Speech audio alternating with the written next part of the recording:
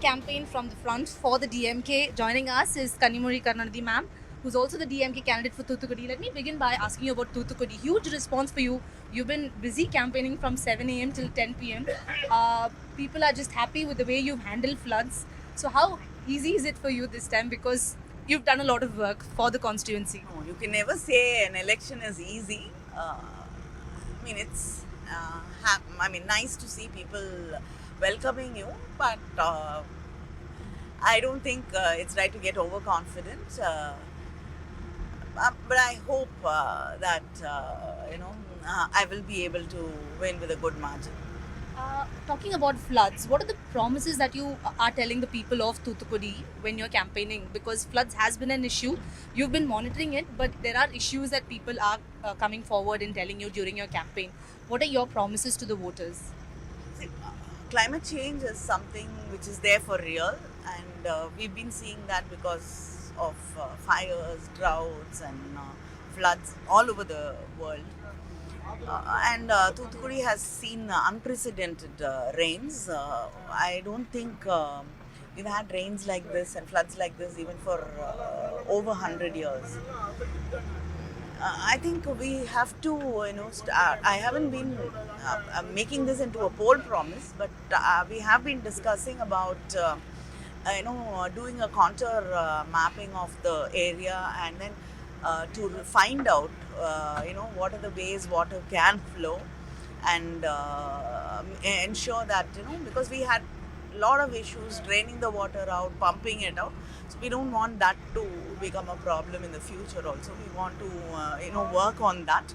And of course, deepen the ponds and the lakes so that their holding capacity also will be improved. Talking about Tamil Nadu this time, what is your assessment? You've been talking to people.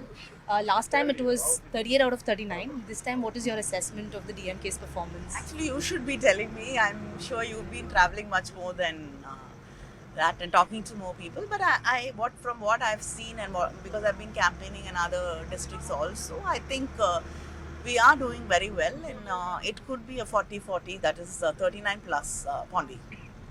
Do you see a tri-cornered contest in Tamil Nadu, or is it going to be a battle between the DMK and the AIADMK as far as Tamil Nadu is concerned? As far as we all know, I think it's always been a contest for many years between the DMK and the AIADMK.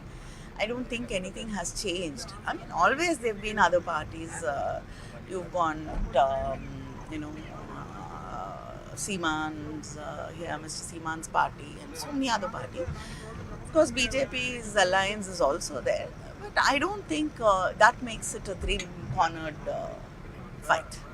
Prime Minister is frequently visiting Tamil Nadu, and BJP is betting big on Tamil Nadu trying to make inroads. Do you think the BJP can make inroads now or in the near future? I don't think so, because people are very clear and they're very angry because the Prime Minister never turned up during the floods or when there was a disaster. But then he's here only for the elections, and they haven't given us, 1 rupee for flood relief. And when you come and campaign after that, people are not very happy about it. And we also know how the finance minister responded to the CM's request for the relief funds. Talking about the floods and relief funds, what are the in your manifesto? You were heading the manifesto team. A lot of promises, but all of them related to policies related to the central government that have impacted Tamil Nadu. Do you think issues like NEET, CAA, all those will have an impact in the coming elections? Definitely. See, this is not an election for the assembly. It is an election for a change of government in the union level. So obviously it has to be a national level manifesto, and I am very confident that DMK also will be playing an important role in the union government. So we have to make our promises about policies, about national issues, and I think yes, people are interested in these issues. People are interested in even national security issues. Prime Minister and the BJP leaders are now talking about Katchatheevu, saying that it's because of the Congress and the DMK then that Katchatheevu was given away. Your response to that, and do you think it's going to backfire for the BJP more because of the kind of reactions that we are hearing from the fishermen community? No, definitely, because the Prime Minister has been in office for more than 10 years and he has not responded to all the questions we've raised about Katchatheevu, nor have they brought it up with the Sri Lankan government. And just before elections, they're talking about Katchatheevu, like suddenly they've discovered, that Katchatheevu was given away. And I think, and everybody knows, people here, I don't think they're going to buy that he cares about it. But they know for sure that it is only to divert, attention from what is happening in the India-China border and how much land we're losing. The other narrative by the BJP is that DMK is anti-Hindu, India Bloc Alliance, most of them are anti-Hindu. Your response to that and your counter to that? See, we've never been anti-Hindu because the Hindu Endowment Board has been with the DMK government from Justice Party days, and it is a government's responsibility to upkeep the temples which come under the board. And I think even after DMK has come to power this time, they've renovated and done Kumbhabhishekam and more than 1,330 temples.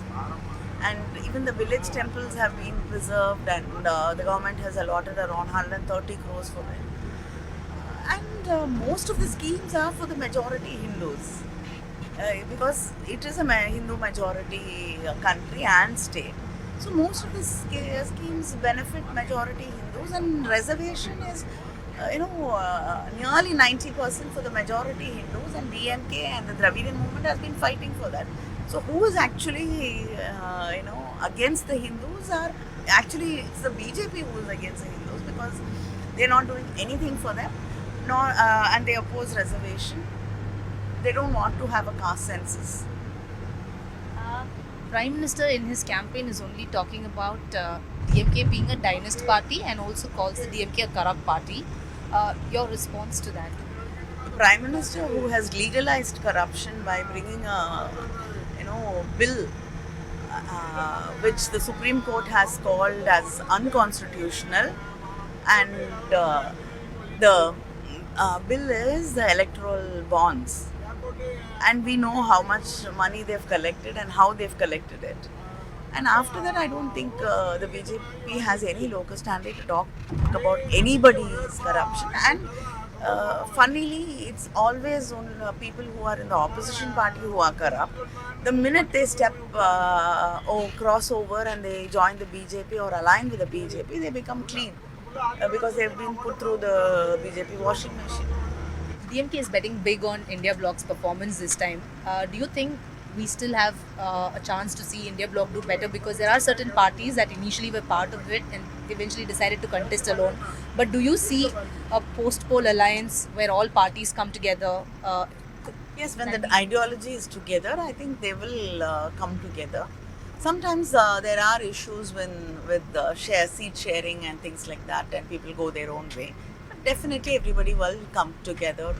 People who care about the country will come together after the elections.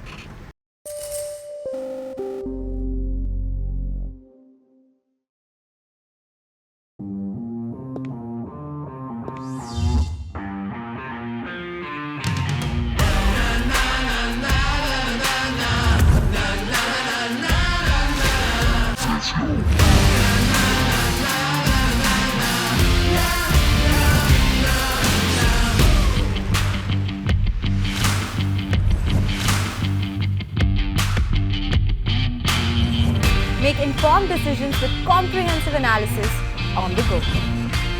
Strengthen your portfolio with real-time market updates on the go.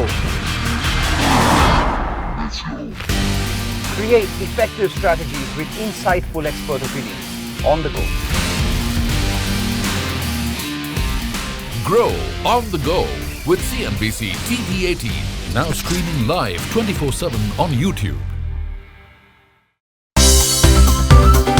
Thank you for watching CNBC TV 18. For all the latest news and updates, do follow us on our social media platforms.